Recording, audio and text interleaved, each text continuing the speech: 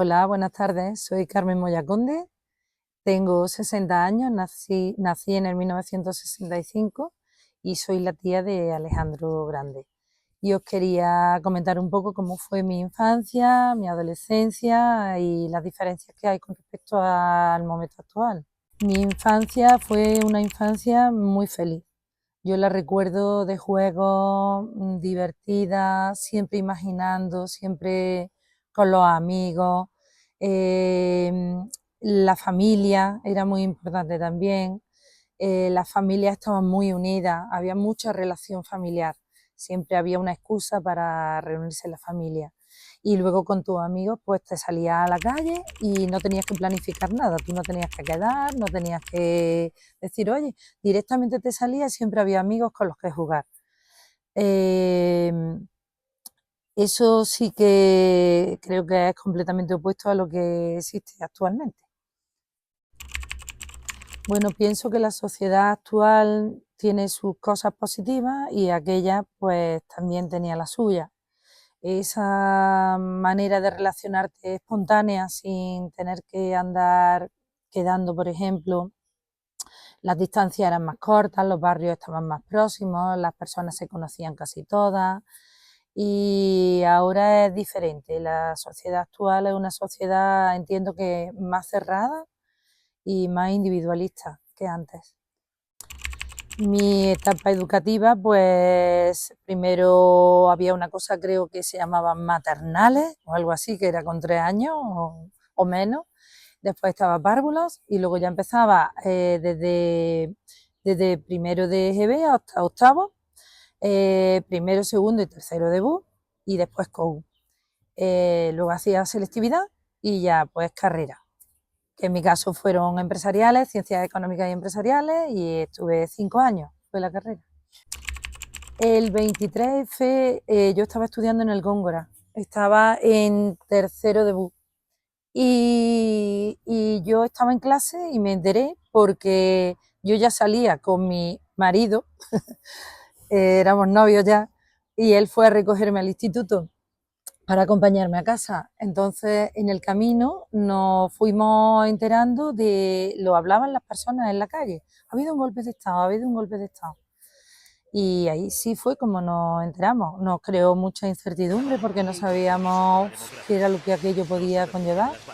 Nos dio miedo, era como una vuelta a todo aquello que nos habían estado contando siempre nuestros abuelos y nuestros padres, ¿no? Pues la muerte de Franco yo la recuerdo, yo tenía 10 años y yo sé que en ese momento como niña a mí lo que me encantó fue que no tenía clase ese día. Y sí que fue como una liberación, entiendo, para la sociedad del momento, ¿no? Porque aun cuando ya se llevaban muchísimos años de dictadura, la última parte de esa dictadura fue más dulce. De hecho, yo como niña no recuerdo una represión, ni un... Sí es cierto que los padres, los abuelos eran muy reservados siempre a la hora de hablar de política. Los comentarios de cualquier tipo se hacían dentro de casa, no fuera. Y, y excepto en ese aspecto, yo no noté un cambio grande. Mis padres y mis abuelos seguro que sí. Córdoba, bueno, una ciudad monumental como Córdoba, que estaba estructurada en barrios completamente antiguos, con muchas soleras, y ahí ya empezó a abrirse a barrios nuevos, como Ciudad Jardín, fue uno de los primeros barrios que hubo modernos, digamos. Antes eran todo casitas de una o dos plantas, en callejuelas estrechas, digamos que la avenida era algo excepcional y ya se empezaban a ver ese tipo de barrios que ya tenían una estructura de edificios más altos, de 5 o 6 plantas, con calles amplias, con parques que se iban haciendo conforme se iban construyendo esos barrios. Sí, ahí hubo un cambio importante. Fue creciendo la ciudad y creció de una manera más moderna. Sí, había temas conflictivos La homosexualidad, por supuesto, era un tema tabú. Todas las personas que tuvieron que ocultarse para que no se supiese su condición sexual, ¿no? Porque, bueno, hubo mucho tiempo que incluso estaban perseguidos, ¿no? En ese aspecto sí hubo una apertura de las mentes y de la sociedad, y la sociedad fue más permisiva y más comprensiva respetando, más respetuosa con respecto a la ideología, que también era muy importante, a la ideología de cada uno, a, a su sexualidad, a su religión. Empezó a poderse hablar de esos temas y de hecho a mostrarse en la calle. Igual con todo el tema ideológico, político, era un tema tabú. En la familia, como he comentado antes, solo se hablaba de política de puertas hacia adentro.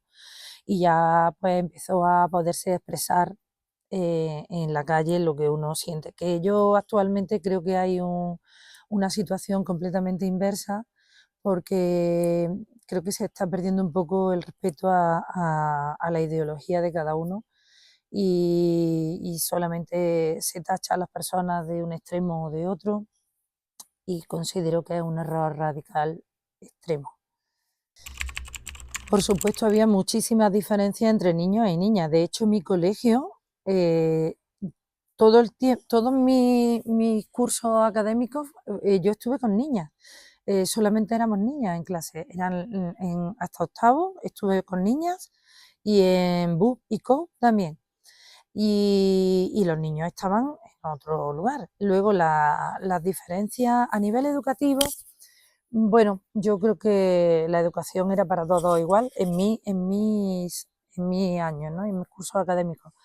Luego a nivel del hogar, sí que la mujer, digamos que estaba como predestinada a cuidar de su hogar, a tener hijos y a criarlos, y el hombre era el que trabajaba, el que estudiaba. Yo, afortunadamente, viví en una época de libertad total. Mis padres en eso fueron excepcionales y muy generosos. Y bueno, yo estudié mi carrera sin ningún tipo de traba. De hecho, en la carrera sí que fue ya el primer sitio donde estábamos mixtos, niños y niñas.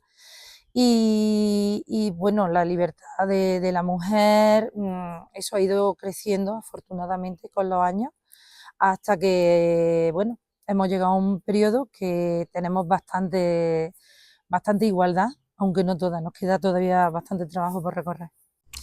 La sociedad española, cuando murió Franco, primero fue una alegría al aperturismo, al resto de Europa y del mundo, a las libertades, pero siempre quedaba ahí ese resquemor del miedo a que en cualquier momento podía volver a pasar y volver a entrar un régimen dictatorial. Entonces estaba, digamos, como sin querérselo creer. Como he comentado antes, lo que estaba mal visto era, bueno, la manera de vestir, la manera de expresarse. Las mujeres tuvimos que ir consiguiendo pues más horarios a la hora de cuando salías, eh, poder hacer cosas que casi siempre hacían los chicos. En deporte, los niños jugaban al fútbol, las niñas jugaban a muñecas. Entonces, en ese aspecto sí que hubo cambios importantes, ¿no? Bueno, yo recuerdo de pequeña que la televisión, como que tenía una hora en la que ponían unos muñequitos que grabábamos en la cama, y a esa hora te tenías que acostar sí o sí. Después había, no sé si eran dos cadenas nada más, y las películas, por supuesto, tenían un rombo o dos rombos. Si tenían rombos, no podías verlas. Eso era la manera de catalogarlas como mayores de 18. Y, y bueno, los programas que yo veía en televisión, me encantaba La Bruja Avería, me encantaba también, ay, ¿cómo se llamaba esto de, Ay, que era de música. No me acuerdo ahora mismo el nombre del programa de música. No me acuerdo. 1, 2, 3, había muchos programas de ese tipo, como de entretenimiento. Bueno, yo es que fui ahí un poco especial porque a mí me encantaba la música, pero de hecho, si tenía algo de ahorrillo, siempre me lo gastaba en discos. Siempre, siempre. Vinilo. Luego ya empezó la cinta, el de cassette, pero vinilo. De hecho, los conservo. Pero es que yo era un poco extraña, bueno, aparte de los cantantes nacionales como Miguel Bosé, me acuerdo, no sé, Alaska, Mecano, todos esos grupos. Me encantaba también la música inglesa, Dire Straits, Bruce Springsteen, y tengo música de ellos, los Beatles, todo eso, me encantaban.